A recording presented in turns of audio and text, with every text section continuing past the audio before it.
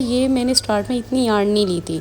यहाँ पे मेरा थोड़ा सा काम अल्हम्दुलिल्लाह स्टार्ट हो चुका था, इसलिए मैं इतनी सारी यार्न लेके आई थी। स्टार्टिंग में जब मैंने क्रोशे स्टार्ट किया था तो मैंने से अस्सलाम वालेकुम एवरीवन, उम्मीद है आप सब खैरियत से होंगे। तो आज की इस वीडियो में मैं आपसे शेयर करूँगी कि जब मैंने बिज़नेस स्टार्ट किया तो उसमें मेरी क्या इन्वेस्टमेंट हुई थी। शुरू में मैंने क्या चीज़ें बाई की, क्या चीज़ें एसेंशियल्स होती हैं जो बिज़नेस के लिए हमें बाई करनी चाहिए और शुरू में किन चीज़ों को अवॉइड करना चाहिए। तो ये सब कुछ मैं आपसे इस वीडियो में शेयर करूँगी। तो प्लीज़ इस वीडियो को एंड तक ज़रूर देखिएगा। वीडियो पसंद आए तो उसको लाइक भी कीजिएगा और मेरे चैनल को सब्सक्राइब भी कीजिएगा।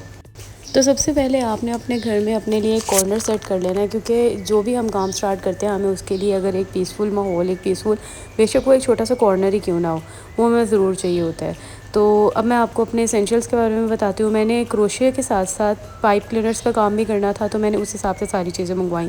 तो क्रोशे की चीज़ों में मैंने क्रोशे हुक्स मंगवाए और स्टिच मार्कर्स, जो कि बड़े प्रोजेक्ट्स के लिए हमें चाहिए होता है, जैसे अगर कोई कार्डिगन वगैरह बना रहे हैं या जिसमें स्टिचेस का काउंट रखना होता है, वहाँ पे हमें बहुत हेल्पफुल होते हैं। इसके अलावा क्रोशे के लिए नीडल्स भी मैंने मंगवाई थी, क्योंकि ये भी बहुत ज़रूरी है। आपको अपने जो डिफरेंट पैचेस होते हैं उनको जोड़ने के लिए या प्लशेस बनाने या कुछ भी, तो आपको क्रोशे नीडल्स चाहिए होते हैं।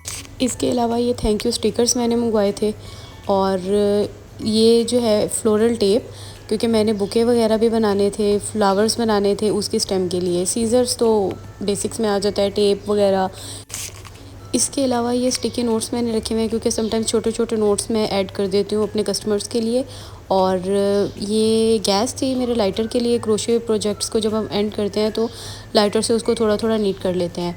और इसके अलावा ये फ्रेंच नीटर है। इसका क्रोशे प्रोडक्ट्स के साथ या पाइप क्लीनर्स के साथ कोई काम नहीं है, लेकिन ये मैंने निटेड वायर वर्ड्स के लिए मंगवाया था, क्योंकि मैं वो भी बहुत जल्द जो है वो अपने पेज पे लाइव कर दूँगी इंशाल्लाह।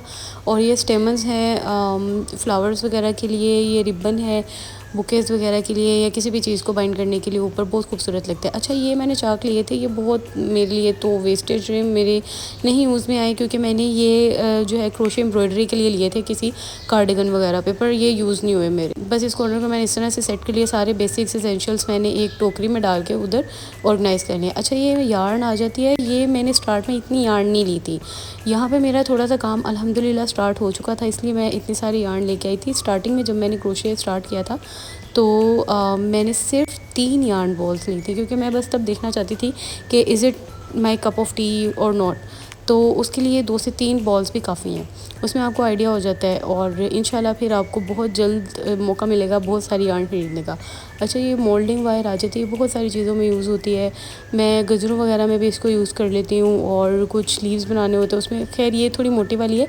बेसिकली ये मैं लाई थी अपने निटेड वायर वर्ड्स के लिए। देन आ जाते हैं पैकेजिंग के ऊपर। तो ये बॉक्सेस मैं शुरू में लाई थी, अब मैंने एक ऑनलाइन पेजेस से और बॉक्सेस भी मंगवाए हैं, तो इंशाल्लाह मैं उसके ऊपर भी एक डिटेल्ड वीडियो बनाऊंगी कि पैकेजिंग के लिए क्या क्या चाहिए। तो ये स्टार्ट में बस मैंने कुछ 20 या 15 सैम्पल्स लिए थे इस तरह के, जो कि छोटी ईद के ऊपर मेरे बहुत काम आए ईदी बॉक्सेस बनाने के लिए। और ये एक स्टैंडर्ड साइज़ है, अगर आपने स्टार्ट में लेना है तो आप ये ले सकते हैं, ये वाला साइज़। इसके अलावा आ जाते हैं बुके के सामान के ऊपर। इसमें मैंने अपने जो है वो बुके रैप्स वगैरह रखे हुए हैं, और रैप्स मैंने स्टार्टिंग में 2 तरह के ख़रीदे थे और मेरे अभी तक वही चल रहे हैं, क्योंकि मुझे बुकेज़ का तो इतने अभी तक ऑर्डर्स नहीं आए, ना मैं इतने इंट्रोड्यूस करवा सकी। और एक बेसिक वाइट चार्ट मैंने रखा हुआ है डिफरेंट कार्ड्स वगैरह के लिए, छोटे छोटे समटाइम्स कस्टमर की डिमांड होती है। देन बुके के लिए ये स्टिक्स आ जाती हैं, और इसके अलावा ये स्टिक्स काफ़ी जगहों पे यूज़ हो जाती हैं ऊपर प्रॉप्स लगाने के लिए। समटाइम्स कस्टमर्स कहते हैं कि हमें कुछ प्रॉप्स वगैरह ऐड करवाने हैं अपने ऑर्डर में। और उसके अलावा ये फ्लायर्स आ जाते हैं। ये कप्स मेरे अब तक यूज़ नहीं हुए, ये मैं लेके आई थी पाइप क्लीनर पॉट्स के लिए। तो इंशाल्लाह बहुत जल्द मैं अपना एक और पेज बनाऊंगी ब्लॉसम्स बाय फ़ेलाम के नाम से, उस पर सारे पाइप क्लीनर प्रोडक्ट्स आ जाएंगे और इंशाल्लाह उसमें ये मेरी सारी चीज़ें यूज़ होते हुए आपको नज़र आएंगी।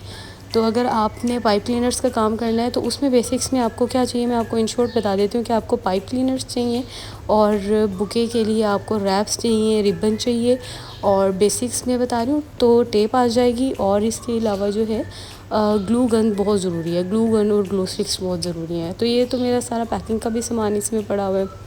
ये कुछ मैंने आर्टिफिशियल बेबी ब्रेथ्स वगैरह मंगवाए हैं, क्योंकि ये फ्लावर्स में बुकेज़ वगैरह में ऐड करके अच्छे लगते हैं।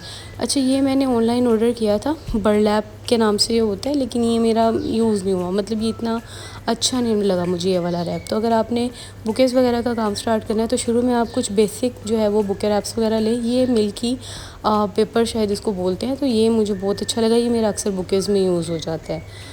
तो मैं बता रही थी कि अगर आप पाइप क्लीनर्स का काम कर रहे हैं तो आपको बेसिक्स में सबसे पहले पाइप क्लीनर चाहिए, और इसके अलावा सिर्फ रैप चाहिए, और ग्लू गन चाहिए, ग्लू स्टिक चाहिए, एंड दैट्स ऑल।